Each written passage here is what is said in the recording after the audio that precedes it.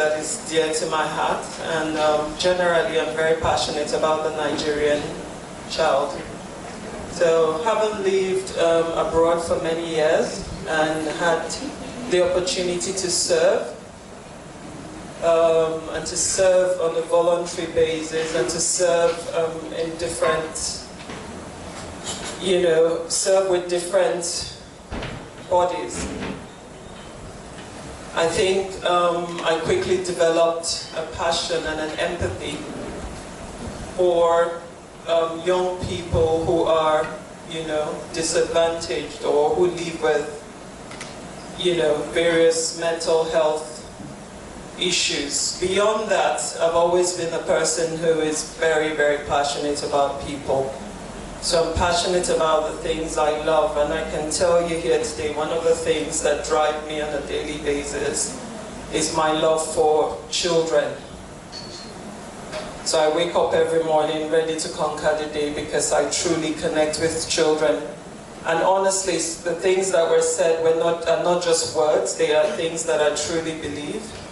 I truly believe that every child deserves an opportunity to thrive regardless of their mental state. So today I'm going to be speaking on nurturing the mind beyond the classroom. I'm guessing I probably have about 8 minutes left. So I'll delve straight into it. I call this a silent crisis because I feel like it's a growing challenge, and there's not enough conversation in our community in Nigeria. There's not enough conversation around this growing challenge. 1 in 5 children experience a significant emotional or mental health challenge in their lifetime. I don't know if we heard that. 1 in every 5 children.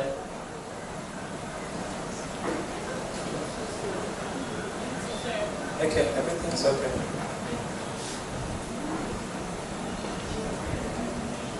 And sometimes we link some of it is caused by the connection to very high academic expectations.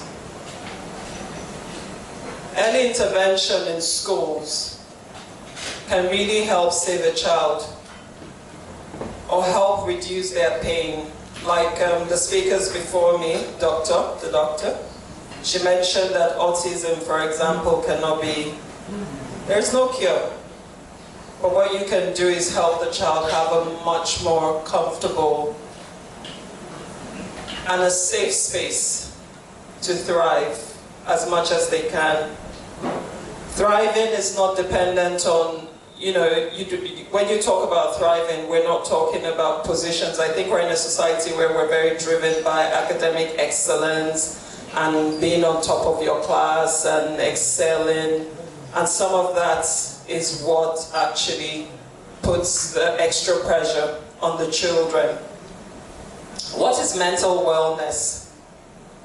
It is, 4 things: regulation, resilience, connection, and safety.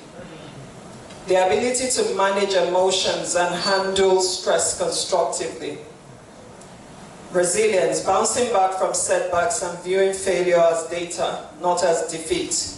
Connection, building healthy, supportive relationships with peers and adults. And then safety, of course, a profound sense of psychological safety and belonging.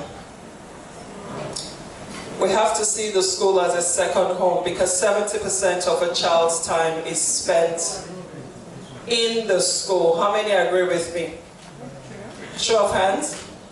Do we agree? 70% of a child. So when we hear home away from home, sometimes we say cliche. It's the truth. A lot of their time is spent, with us in the school. And so we must come from a very strategic position. Schools are the most strategic environment for nurturing mental wellness outside the home. We are the primary observers of a child's social and emotional development during their formative years.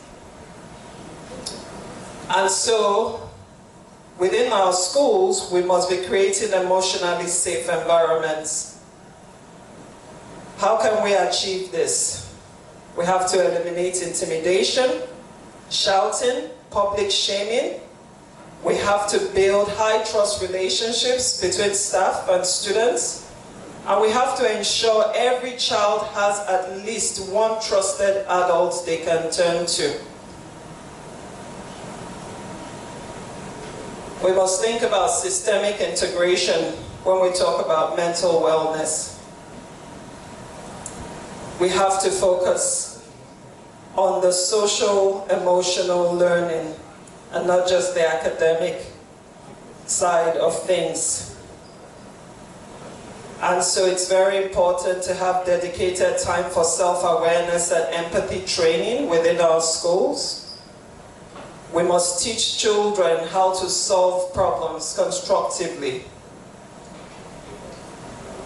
And then we must put real-life scenarios or situations before them so that they can practice real-life. They can practice these scenarios in a safe classroom or homeroom setting. What do we need to do? We have to equip our teachers. I did say at the beginning of my conversation here that we're not talking enough about mental health within the schools, in our schools, within our classrooms. We're very focused on academic excellence. The pressure comes from the schools, the pressure comes from us, the school owners. There's a pressure to, we feel that pressure to prove to the world that we're the best schools around, and the way we do it is by showing them our great scores. But then we forget what is most important, which is a child's mental well-being. If a child is happy, they will thrive. I'm yet to meet a man who succeeded because they were top of their class.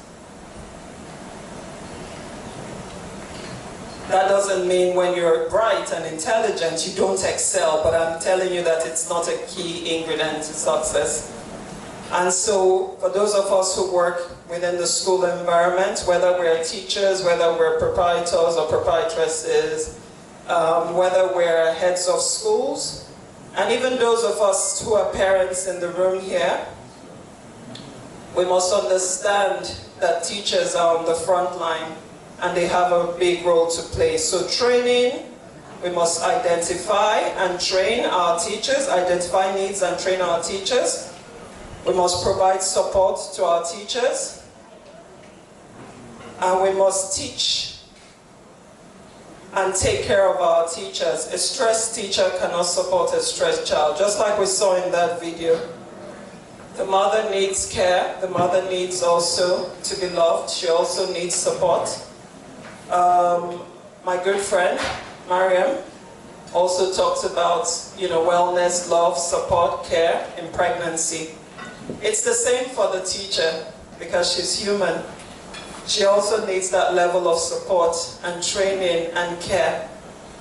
Because when you have a teacher who feels well balanced, she's able to provide that love and kindness to the child also. It's important for parents to collaborate with the school and understand that it's about a partnership. Sometimes as parents we feel like we've paid the bills, the school should get on with it. But we must be asking questions around what can we do as opposed to what are you doing when it comes to our children. We must create a culture of belonging within our schools. And when we think about belonging, we're talking about schools championing the mental wellness movement. And so with that being said, I leave you with a quote. The mind is not a vessel to be filled, but a fire to be kindled. Thank you all for listening.